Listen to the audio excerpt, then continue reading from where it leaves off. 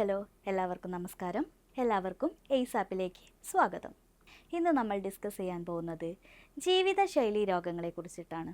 PSC പരീക്ഷകളിൽ എല്ലാ question പേപ്പറും എടുത്തു നോക്കുമ്പോൾ ഒരു മാർക്ക് ഈ ഒരു ഭാഗത്തു നിന്നും കണ്ടുവരുന്നുണ്ട്.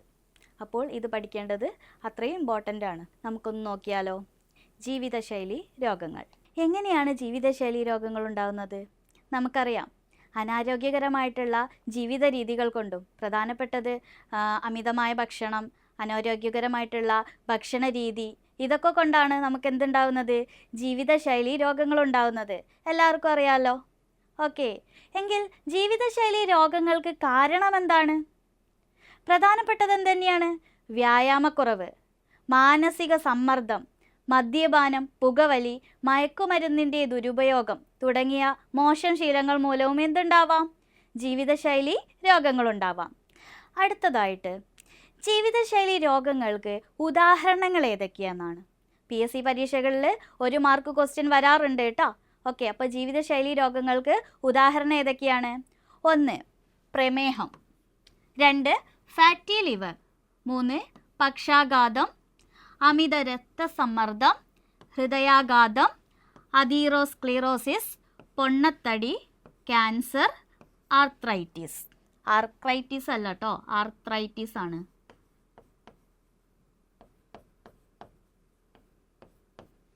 ആർത്രൈറ്റിസ് ആണ് കേട്ടോ. ഓക്കെ, അപ്പോൾ ഏതൊക്കെയാണ് ജീവിതശൈലി രോഗങ്ങൾക്ക് ഉദാഹരണം? പ്രധാനപ്പെട്ടത് പ്രമേഹം, ഫാറ്റി ലിവർ, പക്ഷാഘാതം, അമിത രക്തസമ്മർദ്ദം, ഹൃദയാഘാതം, അതീറോസ്ക്ലീറോസിസ്, പൊണ്ണത്തടി, ക്യാൻസർ, ആർത്രൈറ്റിസ്. ഇത്രയും ആണെന്ത്? ജീവിതശൈലി രോഗങ്ങൾക്ക് ഉദാഹരണമായിട്ട് കണക്കാക്കുന്നത്. ഇതിൽ 1 മാർക്ക് ക്വസ്റ്റ്യൻ നിങ്ങൾ പ്രതീക്ഷിക്കണം കേട്ടോ. ഓക്കെ, ഇനി നമുക്ക് ഓരോ അസുഖം എന്താണെന്ന് നമുക്ക് മനസ്സിലാക്കാം. ഓക്കെ, പ്രമേഹം നമുക്ക് വേറൊരു വീഡിയോ ആയിട്ട് തന്നെ ചെയ്യാം കേട്ടോ. ബാക്കിയുള്ളത് എന്തൊക്കെയാണെന്ന് നമുക്ക് നോക്കാം. Fatty liver. എന്താണ് ഫാറ്റി ലിവർ? നമുക്കറിയാം, കരളിൽ അധികമായി കൊഴുപ്പടിഞ്ഞുകൂടുന്ന അവസ്ഥയാണെന്ത്? Fatty liver. ഇത് അമിത മദ്യപാനവുമായി ബന്ധപ്പെട്ടതാണെങ്കിലും ടൈപ്പ് 2 പ്രമേഹവും ഫാറ്റി ലിവറിൻ്റെ അപകട സാധ്യത വർദ്ധിപ്പിക്കുന്നുണ്ട്. ഓക്കെ, അപ്പോൾ പ്രധാനപ്പെട്ടത് എന്താണ് ഫാറ്റി ലിവർ എന്ന് ചോദിച്ചാൽ പറയേണ്ടത്? കരളിൽ അധികമായിട്ട് കൊഴുപ്പടിഞ്ഞുകൂടുന്ന അവസ്ഥയാണെന്ത്? Fatty liver. അപ്പോൾ ഇതൊരു ജീവിതശൈലി രോഗമായിട്ട് നമുക്ക് കണക്കാക്കാം. അടുത്ത രോഗം ഏതാണ്? അടുത്ത രോഗമാണ് പക്ഷാഘാതം അല്ലെങ്കിൽ സ്ട്രോക്ക്. എന്താണ് പക്ഷാഘാതം? മസ്തിഷ്കത്തിൻ്റെ ഏതെങ്കിലും ഒരു ഭാഗത്തേക്കുള്ള രക്തപ്രവാഹം തടസ്സപ്പെടുകയും ആ ഭാഗം പ്രവർത്തനരഹിതമാവുകയും ചെയ്യുമ്പോൾ സ്ട്രോക്ക് ഉണ്ടാവുന്നു. ഓക്കെ, സ്ട്രോക്ക് പ്രധാനമായും 2 കാരണത്താലാണ് സംഭവിക്കുന്നത്. ഒന്നെന്താണ്?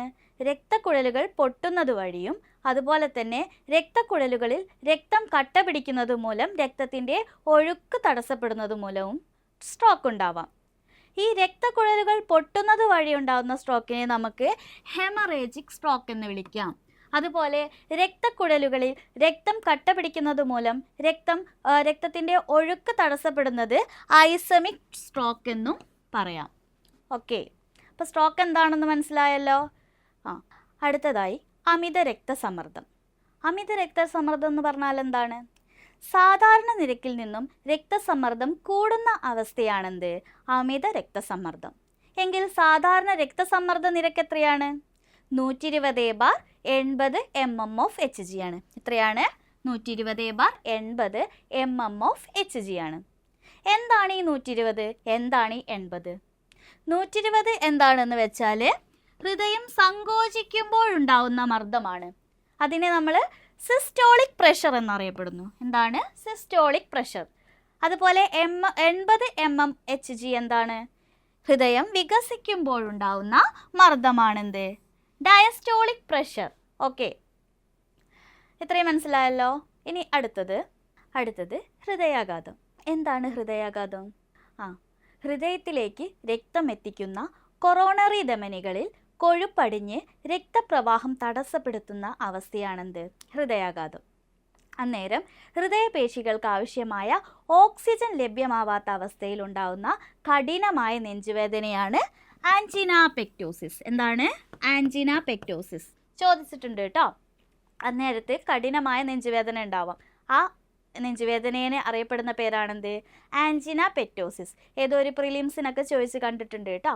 അപ്പോൾ ഹൃദയാഘാതം എന്താണെന്ന് മനസ്സിലായല്ലോ. ഹൃദയത്തിലേക്ക് രക്തം എത്തിക്കുന്ന കൊറോണറി ധമനികളിൽ കൊഴുപ്പടിഞ്ഞു കൂടുന്നത് മൂലം രക്തപ്രവാഹം തടസ്സപ്പെടുന്ന അവസ്ഥയാണെന്ത്? ഹൃദയാഘാതം. ഓക്കെ, ഇനി അടുത്തത് നോക്കാം. അതീറോസ്ക്ലീറോസിസ്. ഇതും ചോദിച്ചിട്ടുള്ള ക്വസ്റ്റ്യൻ ആണ് കേട്ടോ. അതീറോസ്ക്ലീറോസിസ് എന്താണ്? ഇതും അങ്ങനെ തന്നെ. ഹൃദയത്തിലേക്കുള്ള രക്തക്കുഴലുകളിൽ കൊഴുപ്പടിഞ്ഞു കൂടുന്നതിൻ്റെ ഫലമായി അവയുടെ വ്യാസം വർദ്ധിക്കുകയും തന്മൂലം ശരീരത്തിലെ പ്രധാനപ്പെട്ട അവയവങ്ങളിലേക്കുള്ള ഓക്സിജൻ അടങ്ങിയ രക്തപ്രവാഹം കുറയുകയും ചെയ്യുന്ന അവസ്ഥേനെയാണ് നമ്മൾ എന്ത് പറയുന്നത്? അതീറോസ്ക്ലീറോസിസ്. മനസ്സിലായല്ലോ. ഹൃദയത്തിലേക്കുള്ള രക്തക്കുഴലുകളിൽ കൊഴുപ്പടിഞ്ഞു കൂടുന്നത് മൂലം ഉണ്ടാകുന്ന രോഗം തന്നെയാണ് എന്ത്? അതീറോസ്ക്ലീറോസിസ്. ഓക്കെ, അടുത്തത് പൊണ്ണത്തടി. എന്താണ് പൊണ്ണത്തടി? ശരീരത്തിലെ അഡിപ്പോസ് ടിഷ്യൂവിൻ്റെ സാധാരണമായ വളർച്ചേനെയാണ് നമ്മൾ എന്ത് പറയുന്നത്? അമിതവണ്ണം അല്ലെങ്കിൽ പൊണ്ണത്തടി എന്ന് പറയുന്നത്. ഇതും ഒരു ജീവിതശൈലി രോഗം തന്നെയാണ്. അടുത്തത് ക്യാൻസർ. എന്താണ് ക്യാൻസർ? ശരീരത്തിലെ ചില കോശങ്ങൾ അനിയന്ത്രിതമായി വളരുകയും ശരീരത്തിൻ്റെ മറ്റു ഭാഗങ്ങളിലേക്ക് വ്യാപിക്കുകയും ചെയ്യുന്ന രോഗമാണെന്ത്? ക്യാൻസർ. എന്താണ് ക്യാൻസറിനെ കുറിച്ചുള്ള പഠനം? എന്താണ് പഠനം? ഓങ്കോളജിയാണ് കേട്ടോ.